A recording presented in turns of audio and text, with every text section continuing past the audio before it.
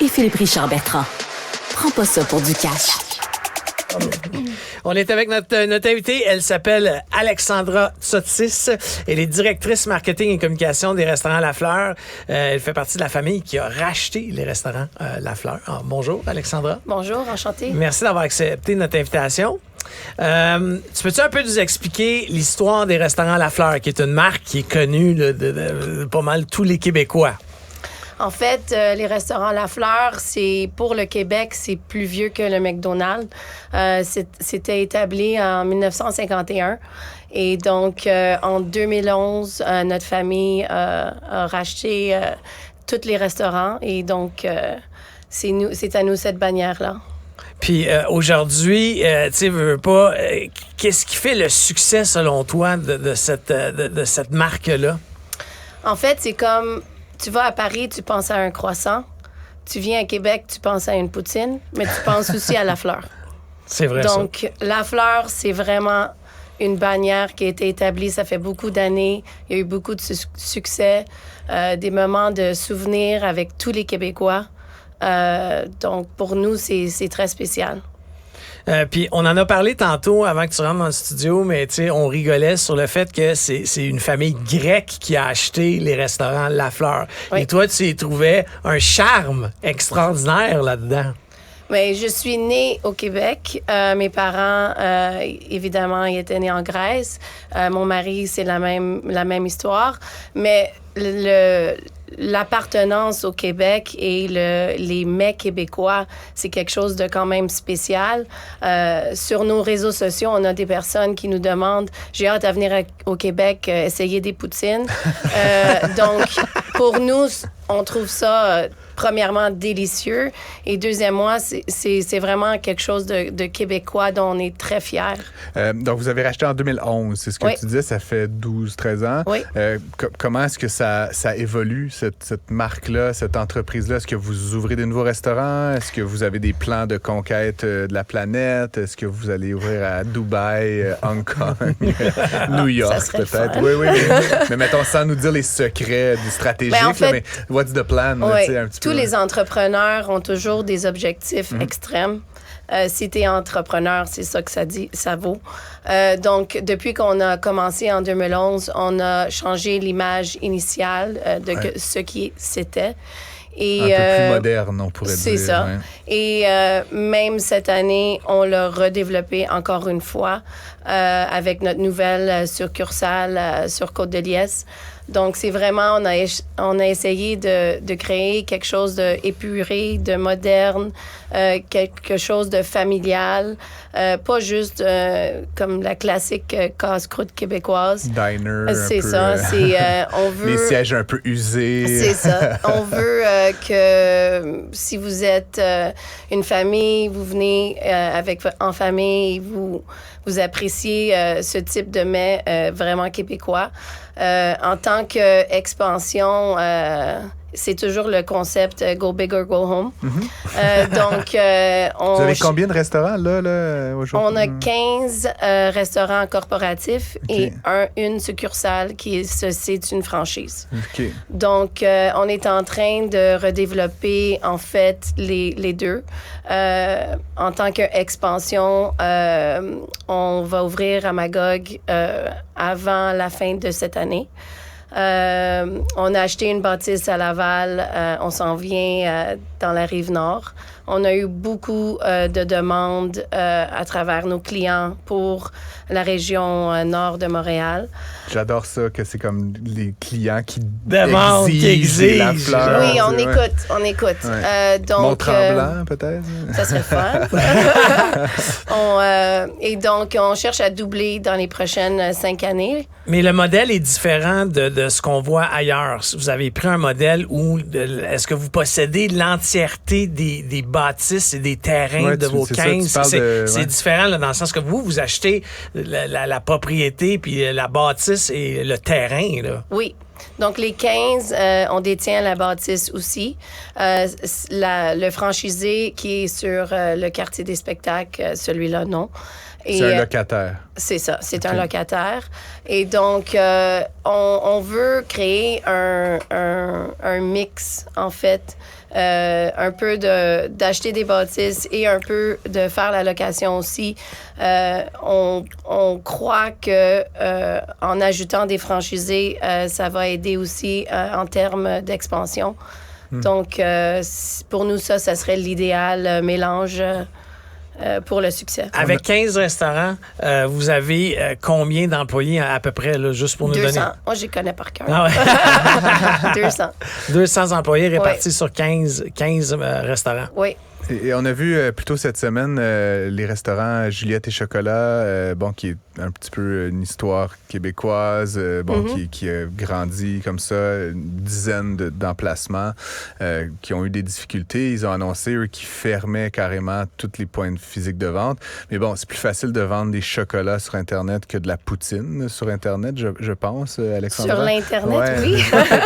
On a eu Juliette Brun à l'émission plus tôt cette semaine. Et ce qu'elle nous disait, c'est que Juliette et Chocolat n'est pas mort. En fait, elle veut se relancer vers, c'est ça, le web. Mais encore une fois, je réitère, vendre du chocolat sur le web, ça se fait. Vendre des poutines puis des hamburgers sur le web, not so much. Est-ce que vous seriez à risque qu'il vous arrive quelque chose comme il est arrivé à Juliette et Chocolat? Encore une fois, sans rentrer dans les détails financiers de votre entreprise, mais comment vois-tu la comparaison, évidemment, entre cette entreprise-là et la vôtre? C'est pas facile à avoir des restaurants aujourd'hui. Main-d'œuvre, food cost, tout. Tout c'est un challenge, mais si tu es entrepreneur, c'est ça que ça veut dire. Donc, c'est toujours important d'essayer de foncer quand c'est difficile.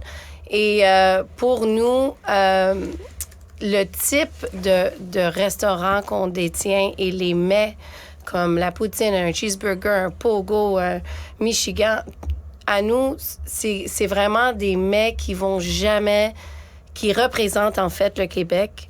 Et donc, pour nous, il va toujours avoir une demande de venir et manger ces goûts-là. Ben, c'est ça, parce qu'en anglais, on dit souvent c'est le comfort food. Je sais pas comment on dit ça en français, là, mais c'est le comfort food. Moi, je suis avec mes enfants, là, j'ai 2 garçons, là, lui sur Tachereau, boulevard Tachereau, je suis un gars de la Rive-Sud.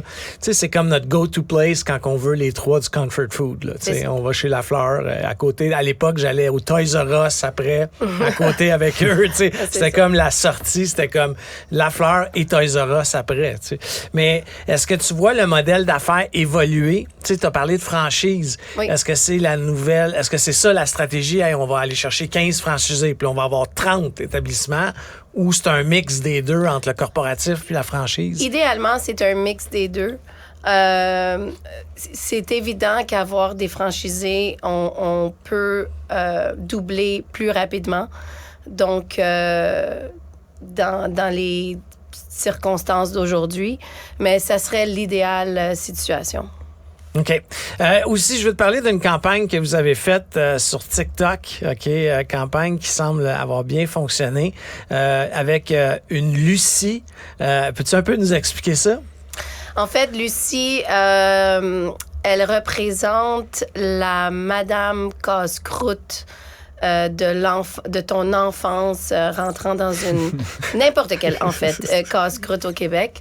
Elle a 63 ans. Elle travaille pour les restaurants La Fleur depuis 1985. Elle a rencontré l'amour de sa vie, Denis, en mangeant une poutine, évidemment, chez La Fleur. Elle t'appelle mon beau. Mon beau Denis, oui. Non, mais toi aussi, qu'est-ce que tu vas prendre, mon beau? C'est ça, ouais. Et elle a un petit-fils. Okay. Et son petit-fils, en fait, a suggéré qu'elle prend charge de nos réseaux sociaux. Okay, vu que... Donc, vos médias sociaux, votre TikTok est animé par Lucie, 63 ans. Ouais. Qui travaille aujourd'hui, qui travaille depuis 1985 chez vous. Oui, okay. C'est ça. Donc, c'est à travers son humour, son caractère, son amour pour pas juste le restaurant La Fleur, c'est notre personnage iconique pour les restaurants.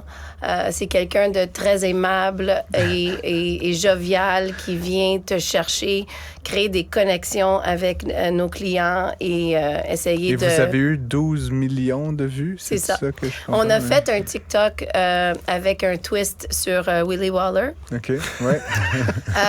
toujours une valeur sûre. À une époque, je voyageais beaucoup en France, puis le monde, il m'imitait tête à clap. J'étais comme, dude, stop. Non. Mais effectivement, ça fait le tour du monde. On a eu 1,1 million de views sur cette vidéo. Incroyable. Donc, c'est à l'aide... C'était Lucie. Oui, c'était Lucie qui faisait ça. Donc, c'est à l'aide avec l'agence Drew aussi. Okay. Superbe agence de Montréal. Superbe agence. En fait, c'est toujours quand tu as une équipe très forte, c'est sûr que tu vas voir du succès dans tout ce que tu fais. Donc, c'est ça. On est très fiers de notre page. Puis, vous devez nous suivre. On a un extrait de Lucie à écouter, là. Ah oui, super. Mon lunch aujourd'hui, ça a l'air full bon. Une bonne poutine aux saucisses. C'est moi qui l'ai inventé. En fait, il y a Jean qui a dit que c'était lui ou... Non, c'est moi. On était au restaurant. On vous invite à aller, bien entendu, voir le TikTok. Je voudrais juste faire une petite parenthèse, Philippe Richard-Bertrand. D'habitude, quand on a des invités en studio, ils nous amènent des T-shirts, des casquettes. Je suis vraiment déçu que tu nous aies pas amené. Non, c'est parce que... Je te niaise. Non, vraiment, là, c'est parce que je vous invite à Côte-de-Liesse. On va manger ensemble. Puis on va faire ça comme il faut avec Lucie. Hey, on a parlé beaucoup dans l'industrie agroalimentaire du Québec. Les épiciers, il y a une augmentation des prix là, pour les consommateurs. Là. Quand tu fais ton épicerie, ça coûte plus cher. C'est quoi, selon toi, le rôle du gouvernement là-dedans? Est-ce que le gouvernement doit venir aider l'industrie de la restauration? Parce que il y a beaucoup de gens qui disent qu'avec les marges que vous avez, là, qui sont de 4 à 10 là, tout dépendant, que le gouvernement devrait plus vous aider. C'est quoi ton opinion là-dessus?